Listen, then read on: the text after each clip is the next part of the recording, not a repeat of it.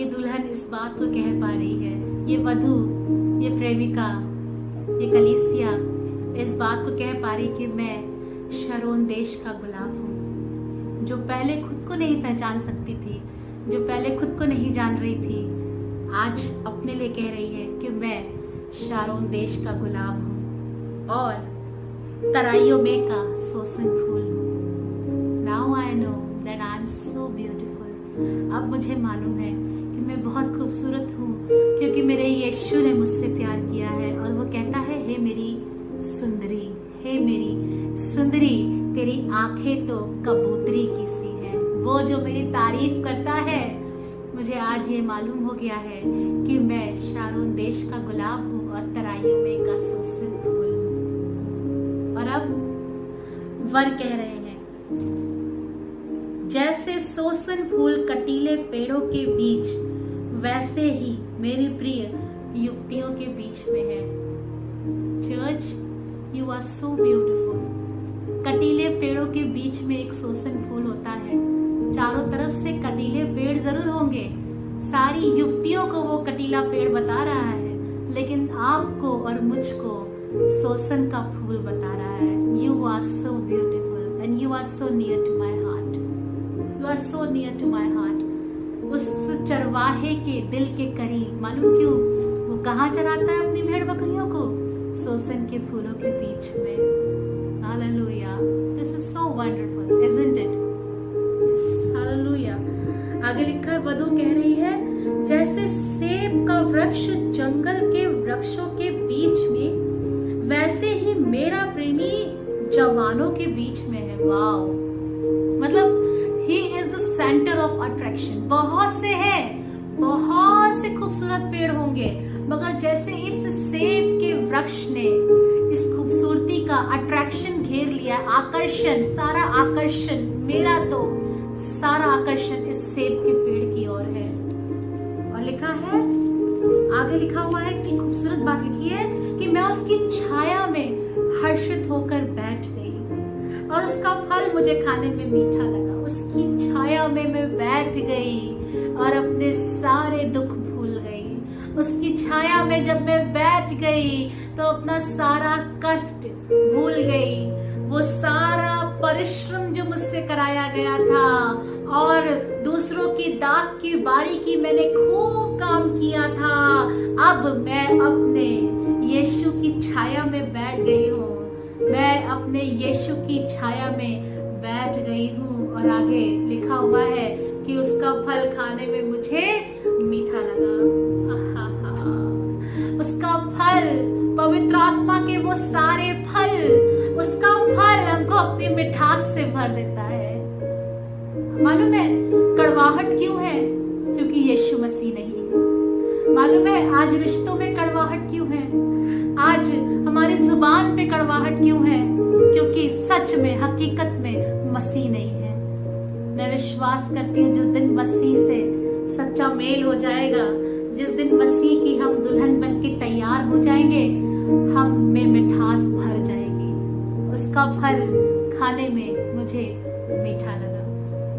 और आगे लिखा हुआ है, वो मुझे भोज के घर में ले आया। यही तो डिजायर थी इस दुल्हन की, यही तो डिजायर थी इस दुल्हन की कि परमेश्वर अपने भवन में, अपने महल में ले आए। राजा मुझे अपने घर में ले आया, मुझे खींच ले, मैं तेरे पीछे दौड़ूंगी। यही तो इस दुल्हन की डिजायर थी जो दुल्हन ने पूरी कर दी। और आगे लिखा हुआ है कि उसका जो झंडा मेरे ऊपर फहराता था वो प्रेम था। हालेलुया। उसका जो झंडा मेरे ऊपर फहराता था वो प्रेम था।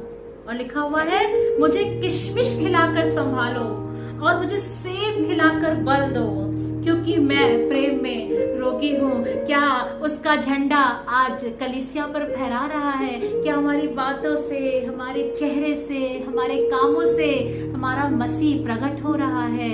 हालेलुया। मुझे किशमिश खिलाकर संभालो और सेब खिलाकर बल दो। मैंने अपने यीशु की मोहब्बत को देख लिया है, मैंने अपने यीशु की मोहब्बत को जान लिया है। अब तो वो मुझे अबंडेंस में ले आया है, अब तो वो मुझे भरपूरी में ले आया है। हालेलुया। कह रही है कि राजा मुझे अपने भोज के घर में ले आया है। अब यहोवा मेरा चरवाहा है और मुझे कुछ घटी ना होगी। हालेलुया। लिखा है, काश कि उसका बायां हाथ मेरे सिर के नीचे होता और अपने दाहिने हाथ से वो मेरा आलिंगन करता। हालेलुया। काश कि ऐसा होता कि वो मुझे अपनी बाहों में ले लेता। ये एक खूबसूरत दुआ है, ये एक खूबसूरत दुआ है एक चर्च की, यीशु मसीह से, एक स्त्री की अपने पति से, एक कलीसिया की अपने मसीह से, मेरे यीशु मसीह से, कि काश कि वो मुझे अपनी बाहों में ले लेता। काश कि उसका बायां हाथ मेरे सर के ऊपर होता और अपने दाहिने हाथ से वो मुझको आलिंगन करता, वो मुझको अपनी बाहों में लेता। यीशु मसीह में अबाइड होना चाहता है। ये यीशु मसीह में ये चर्च अबाइड होना चाहता है। यीशु मसीह के साथ यूं मिल जाना चाहता है कि इस चर्च की सूरत और मसीह की सूरत एक सी नजर आए। चर्च की सूरत और मसीह की सूरत एक सी नजर आए। मेरी ये दुआ है कि मैं यही प्रार्थना कर सकूं कि तेरा दाहिना हाथ मेरा आलिंगन करने पाए। जब तक, आगे लिखा है, जब तक प्रेम आपसे ना उठे उसे ना जगाओ ना उकसाओ। और ये खूबसूरत महिला अपनी सारी दोस्तों से कह रही है, अपनी मित्रों से कह रही है, मैं तुमको शपथ धराती हूँ चिकारियों की, जंगल के मैदानों के हिरनियों की, वो खूबसूरत जानवरों की शपथ धरा के कह रही है, क्योंकि ये उसी माहौल में रह रहे हैं।